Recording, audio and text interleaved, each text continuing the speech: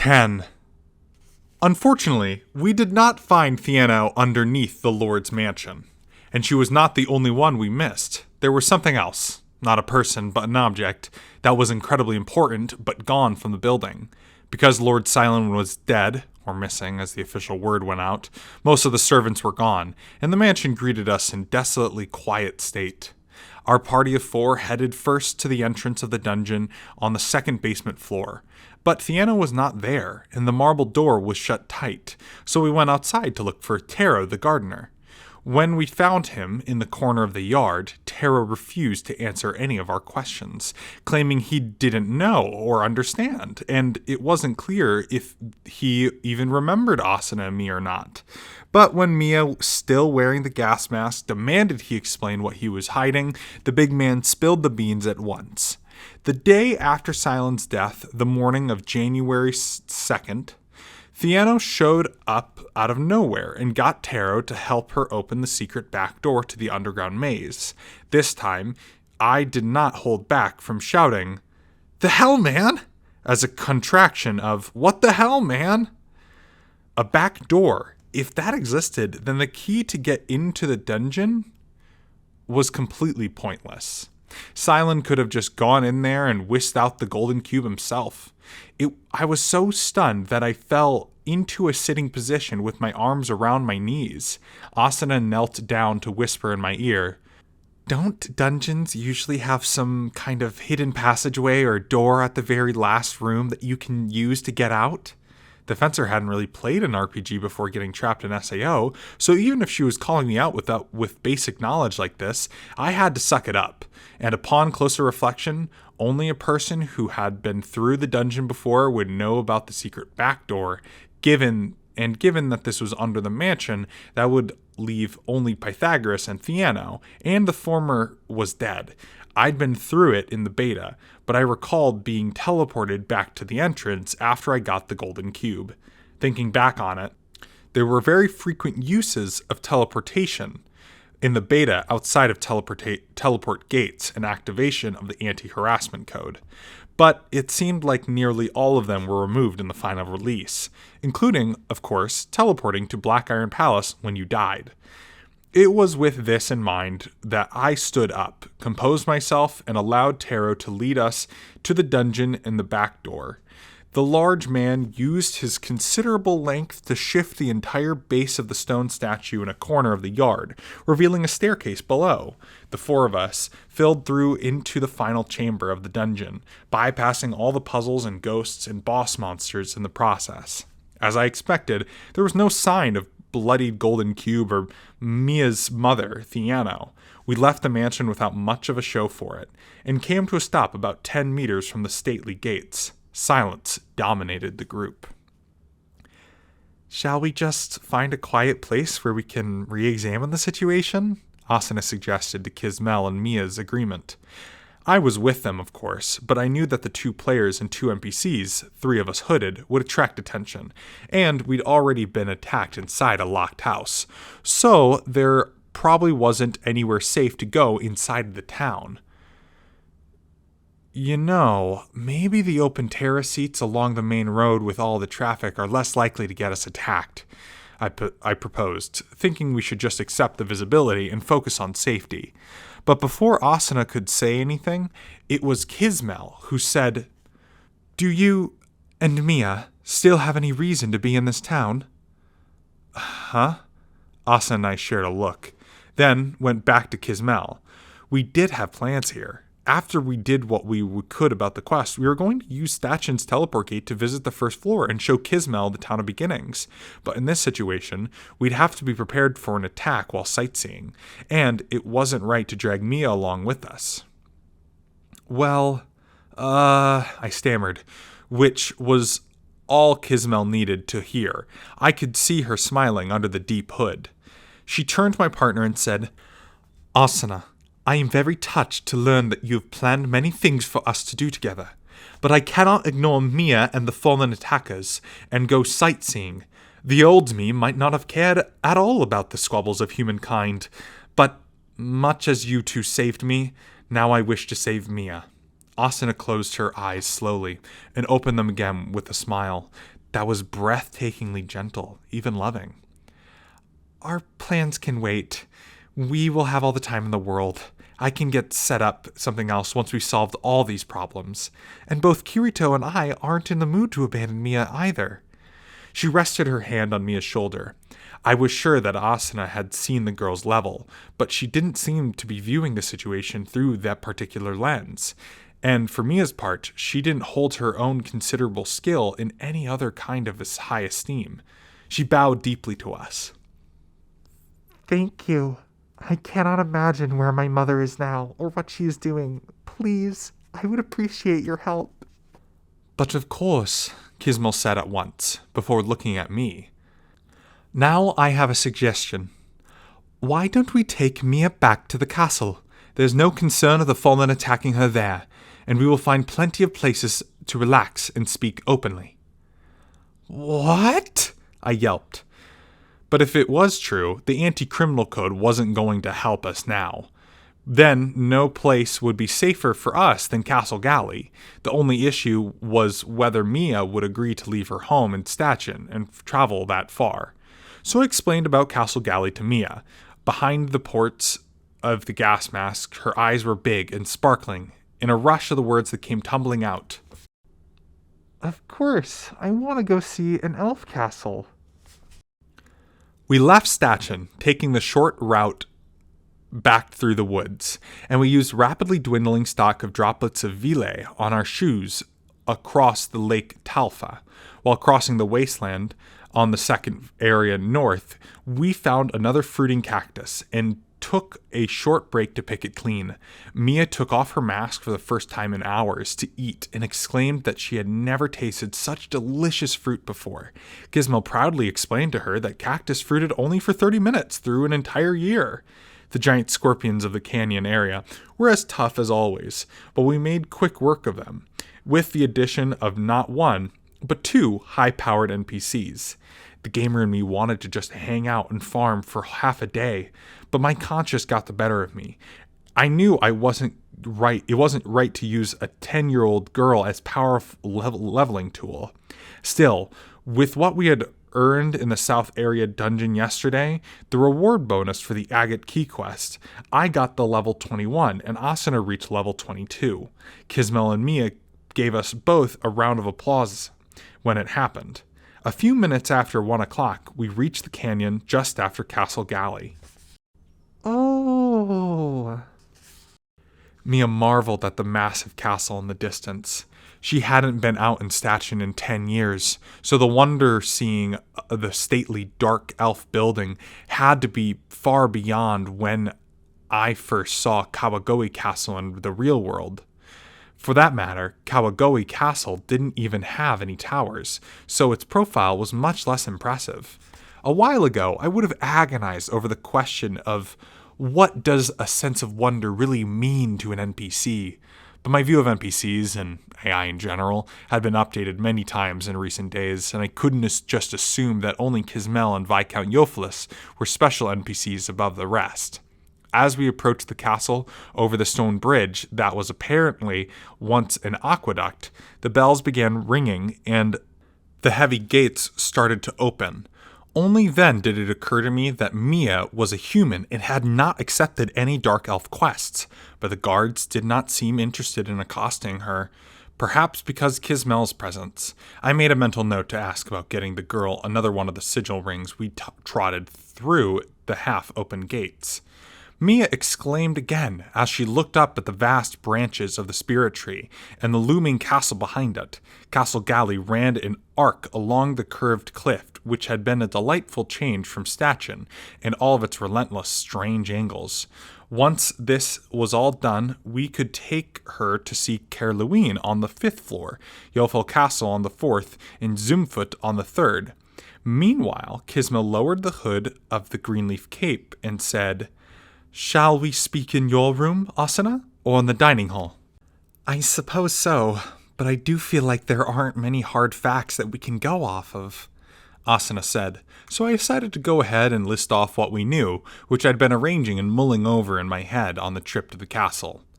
Let's look at it in a chronological order. First off, 10 years ago, before the incident started, Stachen's lord Pythagoras, the genius and so-called puzzle king, while his primary apprentice, Silon, who'd been serving the woman Theano, lived at his mansion. At that time, Silon and Theano were lovers. I wonder if Pythagoras was aware of that, Asuna murmured. No. Mia piped up. Mother didn't speak often of her time living at the Lord's mansion, but she did say that no one else there knew about her and my father. I see. And just before the incident, I'm guessing Theano became pregnant with Mia, I said, trying to be as mature as possible for a middle school boy talking about the concept of pregnancy. But that statement made me wonder, on a whim, about how the game systems handled the concept of babies and birth. Then I changed my mind, realizing that NPCs wouldn't go off and create children of their own accord. After all, this murder case from 10 years ago wasn't some actual event that happened in Aincrad. It was just a series of memories given to these NPCs to build the story for the player. I thought. I was pretty sure. I cleared my throat and continued. So, one day, 10 years ago, Pythagoras tells Silon that he was choosing another apprentice to be his successor. And in a rage, Silon beats Pythagoras to death with the golden cube that is the symbol of the town's lord. Theano, who witnessed it, couldn't bring herself publicly to accuse Silon, her lover and the father of her unborn child, of murder. While Silon was out of the room, she snuck in and removed the golden cube and the golden key. She locked the cube in the dungeon beneath the mansion, and she hid the key in Pythagoras' secret second home in a nearby town. Then she left her job at the mansion. I'd explained this all to Asuna on multiple occasions, but I had beta knowledge that might have been filling the gaps where details had changed in the final release. Mia did not correct me at any point, however, which told me I had a broad details correct. After Pythagoras was killed, one cursed puzzle appeared in the town of Stachen each day. Theano went back to her original home, focused on raising Mia, and waited for Silon to come to her and admit his crime. But Silon invented a fictional traveler who had been killed, took the position of lord, and asked the adventurer who came to the mansion to seek the golden cube. After 10 years, Asuna and I came along, went to the separate home of Cerberus on Silon's request, where we found the golden key. That made it sound like we were just that much better than anyone else who tried it. But it was inevitable because that was just how the story of the quest was set up. The problem was the next part. Then Silon appeared, paralyzed us with poison gas, stole the key, and had Taro help take us back to Stachen. But on the road there, thieves attacked and Silon killed. Taro fled to Stachen alone, visited Theano's house, and explained what happened. The next morning, Theano left Mia a note, and the iron key she always kept on her, went into the dungeon below the mansion via the secret door, and took the golden cube and vanished. That same night, a burglar got into Mia's house, trying to steal the iron key, but failed. Where is your mother's key now, Mia? It's right around my neck, she said. Oh, that's good. I exhaled. It was impossible for a fallen elves to sneak into this castle. And where is your key, Kirito? She asked. I was going to say in my inventory, but I realized I couldn't do that. It's, in my book of mystic scribing. That was the elvish term for it, but fortunately Mia seemed to understand. Oh, you mean that ancient charm that only adventurers can use? Oh, I see, I thought. Then another thought occurred to me. And then I asked the girl, Say, is it all right with you that I'm holding that key? That was Silon, your father's key. So shouldn't you have both? No, she said, without an instant of hesitation. If it's not too much trouble, I want you to have it. I think there's a reason there were 2 keys and that each of my parents kept one. I feel like it's best to keep them from being too close until we discover the proper use for them. Oh, Okay. Asuna said, "So if we don't know where to use the 2 keys, and we don't know why Fiano took the golden cube out of the mansion, then we're kind of stuck. I have no idea where we should go and what we should do next." "About that," Kismel said. Who finally broke her silence. "Why don't we show the keys to the storyteller? It is clear they are under some kind of magical charm. I am not an expert, but the storyteller might be able to tell us something. And if I'm not mistaken, Kirito and Asuna, you wanted to ask the elder how to defend against the evil dragon's poison, yes?" It was 2:00.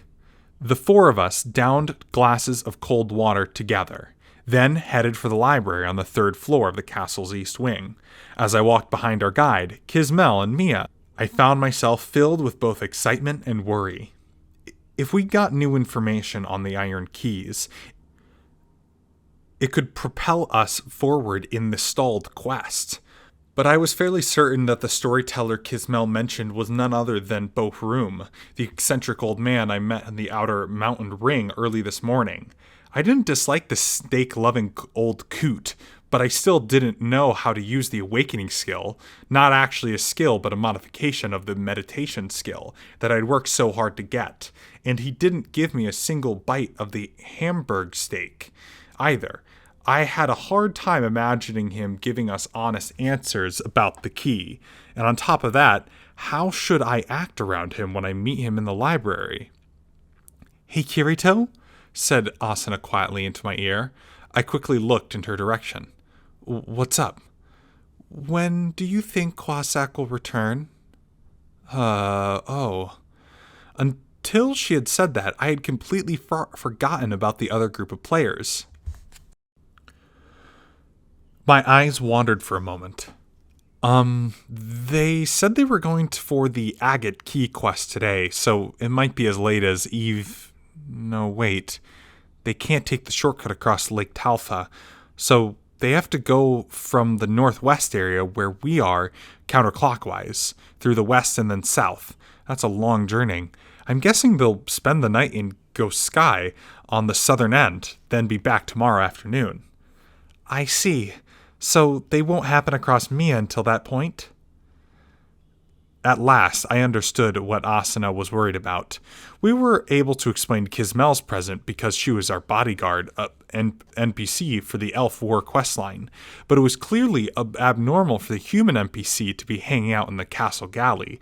I could easily imagine, given his status as an expert on the quest, that Gindo would ask all sorts of questions to satisfy his curiosity. Well, I suppose we ought to come up with some kind of story that seems natural enough, I muttered. But Asuna frowned. I don't want to lie to people who are really taking on their quest seriously, but if we find out that the Curse of Statuen quest is still ongoing, they'll definitely be curious about it. And if it's going to get messy if they end up targeted by the Fallen Elves too. The unknown burglars in Statuen were definitely tougher than the Fallen Elf soldiers we dealt with in the Elf War campaign quest. And if they use paralysis needles, they're even deadlier. Depending on the circumstances, we might want to leave the castle before they return tomorrow. On the other hand, we needed a destination before we left. Without any idea about Theano's current whereabouts or goal, our only hope was that old Bohroom knowledge was an item appraisal. A moment later, Kismel spun around, her long cape twirling. This is the library. The storyteller should be within. She opened a heavy door there. On the left side of the hallway, a scent came flooding out of the doorway, dried plant matter, but not unpleasant at all. Beyond the threshold was a very spacious room, filled with huge bookshelves that stretched all the way to the ceiling. I'd been imagining a library, like the kind in school, but the crimson carpets running the aisles and the huge oil paintings on the walls were even more posh than the decorations in Pythagoras' secret home. I reached out for one of the polished, heavy decorated bookshelves in order to remove one of the leather-bound books, but as usual, the contents belonged to the text some European country and were completely illegible to me. I put the book back and hurried after Kismel. We did a 180 around the aisle and found a small room-sized open space ahead with a table and sofa, a large resting chair, The space seemed empty at first, but as we approached, I noticed that the easy chair, which was pointed towards the far wall, was making an odd noise. Kismel and Mia came to a stop, so I went past them to get a view of what was in the chair.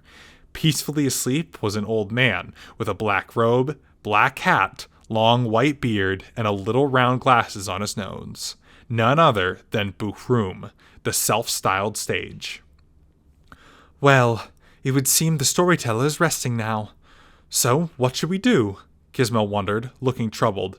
I gave a glance, then grabbed the backrest of the easy chair and began to hurtle it back and forth. Wah!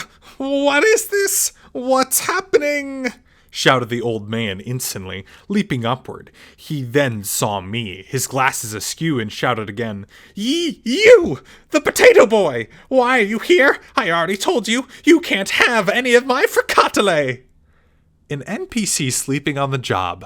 Disappointed, I told him, I'm not Potato Boy. My name is Kirito, and I'm not here to eat any fricatelle. The old man hummed, fixing his glasses. He looked around and finally noticed Kismel, Asuna, and Mia standing behind me. He leaped immediately to his nimble feet, rubbing his long beard into place and clearing his throat. Ahem! Ahem! Beautiful knight of Lysula and human swordswoman, how may this old man help you? Wow, that's not the welcome I received. I couldn't help but notice. Since the women were too stunned to respond, I decided to pick up the mantle instead. We came because we need your help with something. Grandpa Buchroom, I was hoping you could tell us a few things. I explained our early morning meeting in an abbreviated form as possible, glossing over the secret chamber and hamburger steak, then went into my game inventory to pull out one of the iron keys. I dangled it before the old man's eyes and asked, Gramps, do you know what this key goes to? Buchroom took the key, scrutinized it closely, then tilted his pointed hat to the right. Well, it appears to have been an old charm placed upon it, but I do not recognize it. Look closer. You're our only hope now, Gramps. I mean, Master Sage. Ah, so you only suck up to me with the Master Sage routine when you need something? The old man muttered, resting an easy chair again. He glanced at the women, who still looked stunned, and gestured to the sofa with a wrinkled hand. Ah, forgive me for keeping you standing. Please, young ladies, have a seat. There is tea and some cups at that table. Boy, so go and do the thing. I decided to swallow my complaint and went off to the table. If I had to grind it from the whole leaves, it would be beyond my means. But fortunately, the large glass pot was already full of reddish-brown liquid. I set 4 cups on the silver tray and carefully poured out the tea, then took it over the low table. I put 1 cup before each of the women on the 3 cushions couch and started lifting the 4th one to my lips when a hand stretched from the easy chair and snatched it away. The old man sipped the tea noisily and looked up from the dangling key to my face. You have another one just like this, don't you? He gruffed. Yeah, how did you know? I almost wanted to remark that I thought he was just some steak-loving old coot. On the couch, Mia silently pulled the other key from her shirt and held it out, only silence emanating from her gas mask. The old man took it and let it hang so he could inspect it.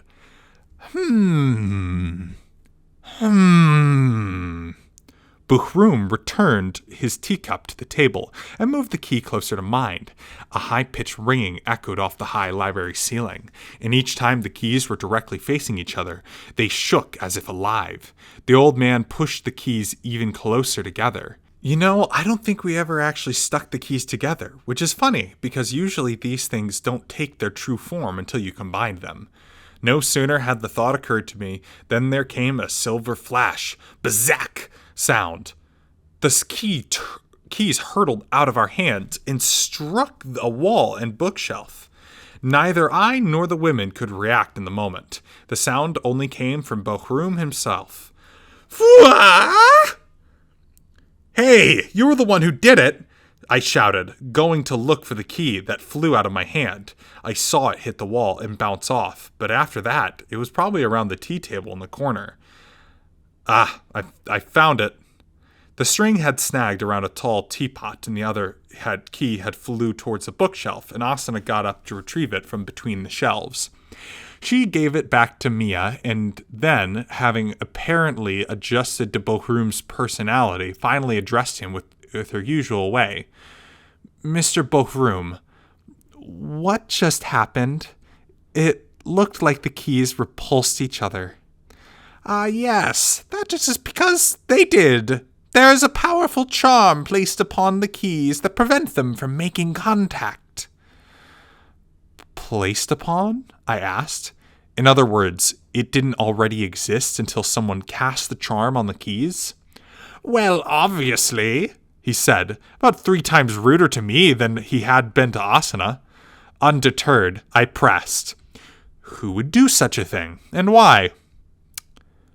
How would you expect me to know that? He snorted, infuriated. Next, it was Kismel's turn. But, storyteller, you are said to be one of the greatest minds in all of Lysula. Do you not have any deductions, any hunches? We will take any clue we can get at this point. I certainly do that much, Bohroom admitted. He glared at the key in my hand. From what I can see, those 2 keys were originally meant to be combined before use. The head and teeth of the keys are carved to align perfectly. Huh? Really? I looked back and forth from my key to Mia's, but I couldn't tell from their appearance, and I couldn't test it because they would hurtle away from each other. But I also couldn't imagine that the self-styled sage would just make up something off the top of his head. So I assumed that my hunch that they combined to take their true form was actually not far off the mark. In that case, if we could undo the charm on the keys and combine them, we might gain some new clue or bit of information. Undo the charm, Gramps, I said promptly. He glared at me. It's not that simple. I just told you it was powerful charm. I suspect that only the one who placed this charm can undo this effect. Then tell us who put the... Gah! He snapped, the familiar voice I heard multiple times during the awakening training. Without getting out of its chair, he brandished a fist at me. Just because I am a great and wise sage does not mean I know everything. I've told you all that I know about those keys. Or that you know anything. I snapped from the safety of my innermost thoughts. Once again, I consider the keys. Even Bohroom's wisdom did not bring us much new insight. But on the other hand, without Morche's interference and killing Cylon, this was not an item that was officially meant to fall into players' hands, so I couldn't complain too much about the lack of explanation. Hopefully, the old man could at least live up to his billing with the other topic we wanted to hear about, but that remained to be seen. I grabbed Asuna's half-finished tea, downed the rest, and broached the second topic. By the way, Gramps, we'd like to ask you about a wicked dragon by the name Schmargor. 10 minutes later, I left the library alone. Asuna, Kismel, and Mia remained behind to train under the old man. Our mission to ask about a means to counteract the fallen elves' poison needles was a success, if in a different form than what I expected. Bohroom did not know how to craft the platinum shield that the ancient hero Selm used to protect against Schmargor's spikes, but he was able to suggest a substitute means of knowing. It was, in fact, through using the meditation skill. Training for meditation was not as difficult as breaking a rock for martial arts. All you had to do was hold a pose that activated the skill for 1 continuous hour. In the beta, the sitting place was atop a pillar no more than 15 centimeters wide, so it was difficult to get a hang of it. By this time, when the lady suggested learning the skill, Bohroom methods of training was still to stay for an hour atop some soft, puffy cushions on the floor. I couldn't help but yell about that one. But there was no point to ranting about how the beta was different. I wanted to observe this alternative training, but Asuna kicked me out of the room, claiming that it was embarrassing to have me watching. Certainly, holding a Zen-like meditative pose wasn't exactly glamorous or cute, but if you wanted to use it in battle, you had to do that pose, regardless of location. I told her she needed to get used to the idea of people watching, but she shut me down and booted me out of the library. At least I knew, given the cushy setting, that all three of them should pass the test on the first try. It seemed unprecedented that NPCs could pick up extra skills, but the bar was for surprising had risen considerably over the last few days. Nothing was going to truly shock me anymore. Unless you told me, say, Kismel and Mia were actually being controlled by human players. But enough about that. I shook my head to clear it, and headed for the window on the southern side of the hallway. It was still before 3 o'clock, meaning the sunlight filling the castle galley's courtyard was growing just a faint tint of gold. But there still time until sunset. I wanted to put this extra hour to good use. But I didn't want to go grinding outside the castle, in case Asuna noticed my HP bar go down and she got distracted by it. So my options are nap or snack. 3 seconds later, I settled on snack. My store of sweet treats was rather lonely, but I could probably find something good if I went to the dining hall. I walked west down the hall and went to the second floor of the center building. The dining hall was quite empty because it wasn't mealtime, but when I sat down in a sofa along the wall, a servant approached at once. I asked for the dessert lineup, then selected a chestnut and walnut tart and herbal tea. The tart was a luxurious one, with sweet boiled chestnuts, fragrant cooked walnuts, and a heap of smooth, sweet cream. And it quickly vanished into my virtual stomach. I sipped the sour tea and was considering ordering another tart when a strong desire to sleep hit me like a ton of bricks. Suddenly, I recalled that I'd been forced myself awake at 2 a.m, went exploring around the rim of the castle, and completed Bufroom's awakening training in his little hidden room. Then I marched all the way to Statchen and returned not long after. After that hard schedule, it was no wonder that sitting on a comfortable couch and eating a piece of cake made me feel sleepy. I tried to resist, but the weight of my eyelids accelerated with each blink. There would be another 40 minutes until their meditation training was over. Surely I was allowed to get a bit of nap until then. If this was a restaurant in the real world, a stern waitress would be by to ask if I wanted anything else, but certainly the dark elf stewardess would be nice enough to let me sleep.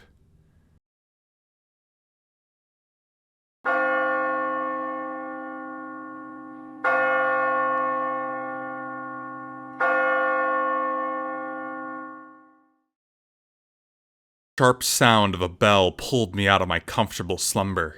I tensed up at first, then realized it was just Kwasak returning from their quest. I imagined it would have been tomorrow, but maybe they just rushed through the steps without any stops or side questing along the way. There I sat, pondering that idea with my eyes closed, half asleep, when suddenly the speed and intensity of the ringing jumped in pitch.